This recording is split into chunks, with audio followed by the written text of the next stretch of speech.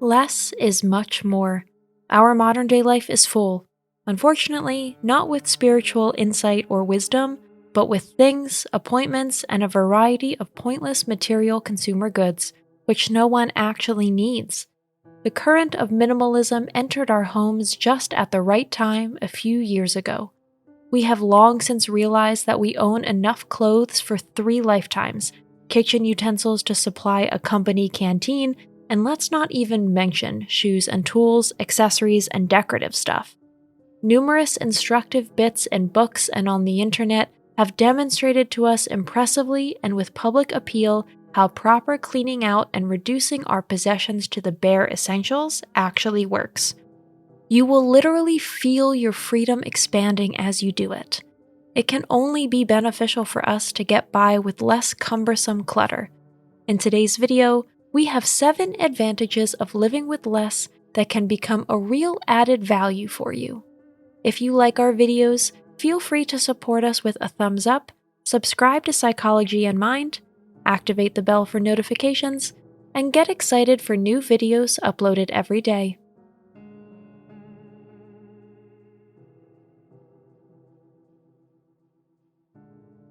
Number 1. Your satisfaction increases with everything you let go. Removing useless items from our lives doesn't just have a liberating quality to it. We notice that with each piece we dispose of, a new form of contentment takes hold of us. The feeling of making do with less and practicing humility immediately leads to a peace of mind we've never known before and a new Zen-like serenity. The reason? We don't own most things, they own us. We have been striving for more all our lives, but this longing can never be completely fulfilled. Once we have bought one thing, we already have our mind on the next something we absolutely must have. At some point, the moment comes when we find a just purchased item already in our inventory, something completely identical, perhaps even with the price tag still on it. At that point, at the latest, we should consider whether possessions burden us more than they help us. Number 2, you gain life energy. Owning fewer things also means having to take care of less. The hunt for new acquisitions falls away, as does sorting and organizing the possessions you already have. Less ballast in the apartment, house, attic, and cellar also means that we have to deal with less clutter in everyday life.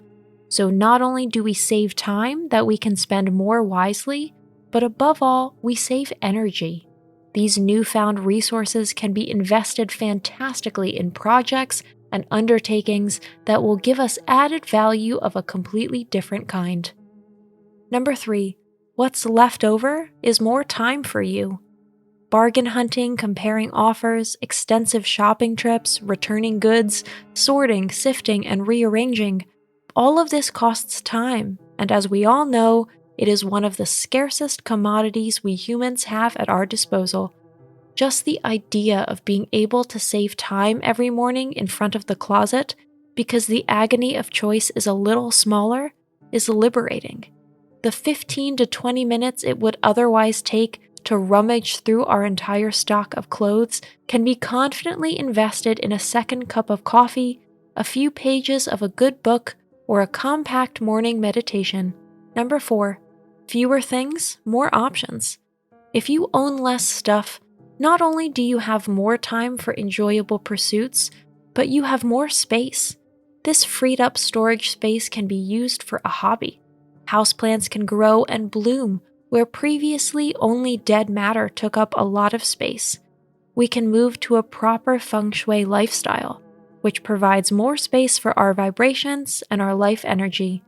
We will soon enjoy a sense of freedom that we have never known in the face of mountains of useless things.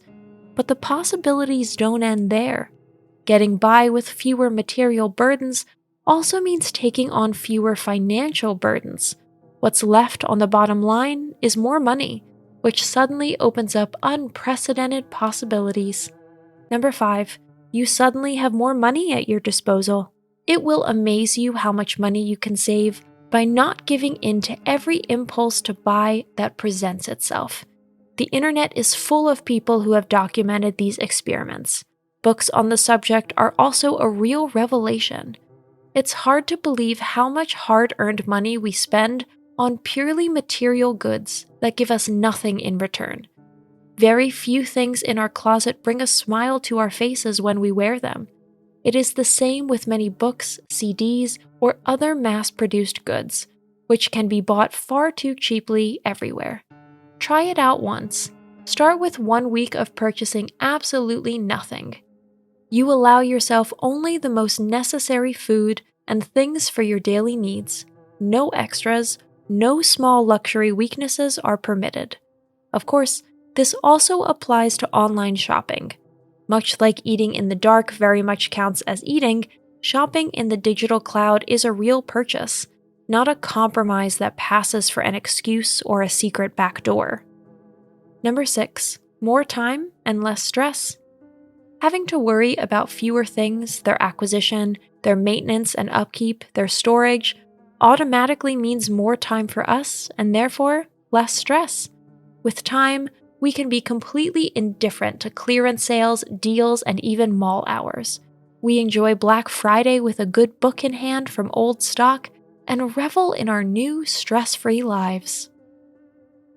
Number 7, break free from consumer terror and compulsive buying. The saying, "possessions make you unfree," may sound like it came straight from the pen of a staunch communist, but it has a point. In recent years and decades, we have probably not even noticed how much advertising and consumer terror follow us right into our living rooms and never give us a moment's peace. In fact, however, our purchasing power has not increased to the same extent in recent years as the daily temptations have rapidly multiplied.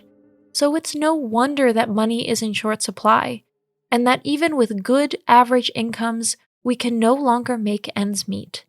Anyone who recognizes that we are only encouraged to consume on a daily basis can consciously take countermeasures. Advertising lurks everywhere. Even supposedly harmless magazines and journals have primarily one thing in mind: to satisfy the advertisers who finance them. The fact that we can always feel bad and inferior after reading them is due to the many subliminal advertising messages that are supposed to encourage us, mainly us women, to buy beauty, satisfaction, perfection, and other dreams. Today's conclusion: give yourself new freedom. Think about how much easier your life would be if you weren't tripping over piles of newspapers, mountains of laundry, and reams of dishes and odds and ends every day. Every opening of a closet door would be a heavenly experience because there would be order and ease behind it. A wardrobe that only consists of a maximum of 10 pieces per season is also a fresh wonder. A trick that can be helpful for beginners in minimalism: for every new piece, one old one must be given away. That way, you keep the space and the overview. By the way, all the truly great minds in human history got by with very few material possessions. They preferred the value of freedom. Thanks for watching. Did you find this information helpful? Do you have experience with it? We would love to hear from you. Leave a comment below and let us know your thoughts. For more resources about mental health, self-improvement, and psychology, visit our website. You'll find the link in the video description where you can also connect with us on social media and sign up for our email list. Take care of yourself and have a beautiful day.